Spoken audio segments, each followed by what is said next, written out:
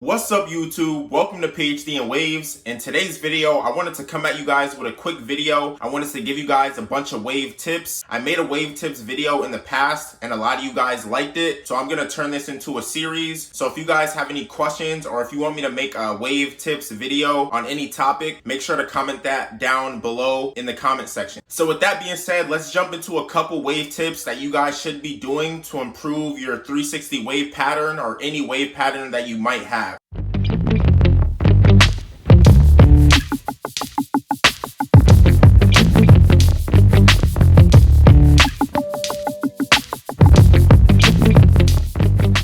So the first tip that I have for you guys is if you're struggling with product buildup. Let's say you're using a moisturizer or you're using a hair butter and you notice that your hair is getting weighed down and you feel like you're adding in too many products into your hair. I suggest that you add water to your hair instead of a hair product. So instead of using like a hair moisturizer or a hair butter, just wake up, take your Durag off, and add some water into your hair. What this is gonna do is it's gonna recharge any products that are already in your hair. It's gonna hydrate those products, and it's gonna add a bunch of moisture back into your hair. And if you didn't know, any moisturizer or leave-in conditioner actually includes water into their products. So that goes to show that water can be used to moisturize your hair. So I don't know if you guys could see, but this leave-in conditioner contains water. And it's the first ingredient on the product label. So that just goes to show that water can hydrate your hair. So a lot of moisturizers and lotions actually contain water because water is a moisturizing or hydrating ingredient for your hair. And they also contain other ingredients to lock in that moisture. So if you're struggling with product buildup and you don't want to add in another hair product into your hair, simply just wake up, take your Durag off, wet your hands, and just put some water into your hair. And after you put the water into your hair,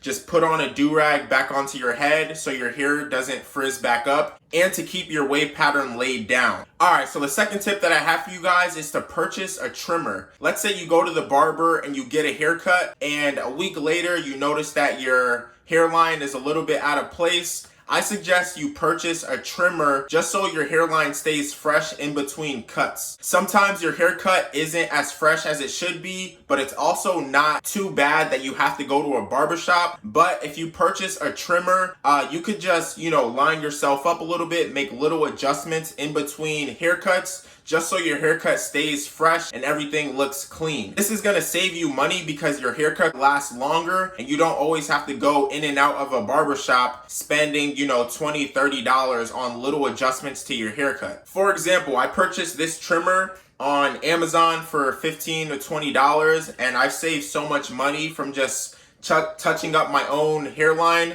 instead of going to a barber. And if you guys want to check this one out, it is in the description if you guys wanted to know which one I use. And don't get me wrong, I love barbers. I think barbers are great, but sometimes you just want to make little adjustments to your hair and you don't necessarily need to go into a barbershop to do that. You could just do it on your own. So I definitely recommend purchasing a trimmer just to make little adjustments to your haircut. Alright, so the third tip that I have for you guys today is to take pictures of your waves on a weekly basis. I know a lot of wavers don't really take pictures of their waves on a frequent basis, but it's extremely important to take pictures of your waves. I know it seems like a simple tip, but this will actually improve your wave pattern drastically. I know a lot of wavers, they struggle to see if they're making any progress. They're not sure if they're breaking forks. They're not sure if their pattern is making progress. But if you take weekly pictures, you can compare your progress from weeks and you could notice little changes in your wave pattern. But if you're just blindly going through your wave process and you're not really taking pictures, you're never gonna know if you're making progress, and this could actually negatively affect your wave pattern. But taking weekly pictures allows you to see where your progress is coming from, and it allows you to see any weak spots or forks so you could create a plan. Especially for me, around my crown area, I've been taking pictures of my crown area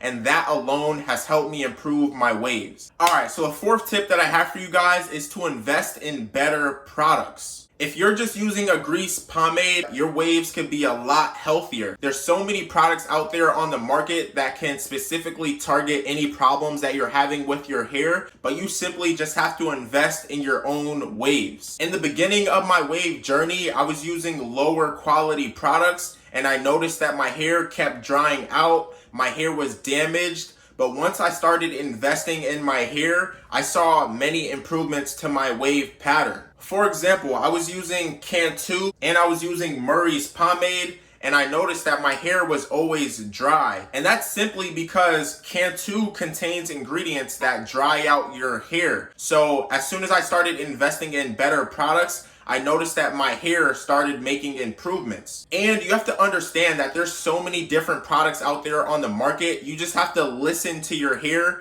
You have to see if your hair is damaged, is your hair dry, is your hair frizzy, and then you just want to do the research and find high quality products in order to fix those specific problems. So I say all that to say that you shouldn't just stick to a pomade. I know pomade is the foundation to everybody's wave journey, but after you get done using a pomade, you do want to invest in higher quality products to make sure your hair is moisturized and healthy. Alright YouTube, I was just going to give you guys 4 tips, but I am going to hit you guys with a bonus tip right now, and that is to use a hard brush. If you're struggling with over curling or if you're struggling with breaking forks, it's probably because you're not implementing a hard brush. If you think about it, if you're trying to lay down any over curling or any wolfing and you're just using a soft or medium brush, that's actually causing more problems because a soft and medium brush aren't strong enough to move around your curls or to lay down any over curling. But if you use a hard brush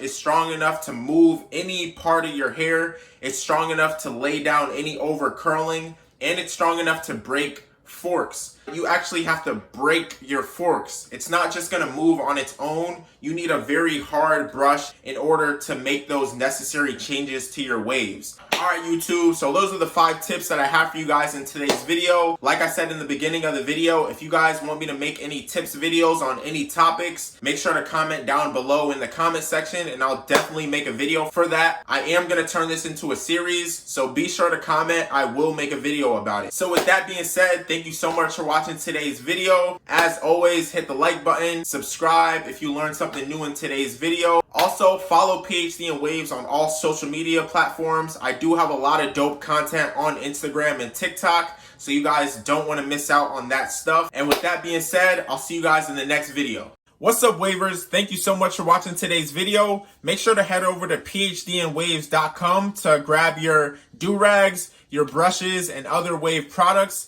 As a special thanks for watching today's video, use discount code PHD10 to get 10% off your order. And with that being said, I'll see you guys in the next video.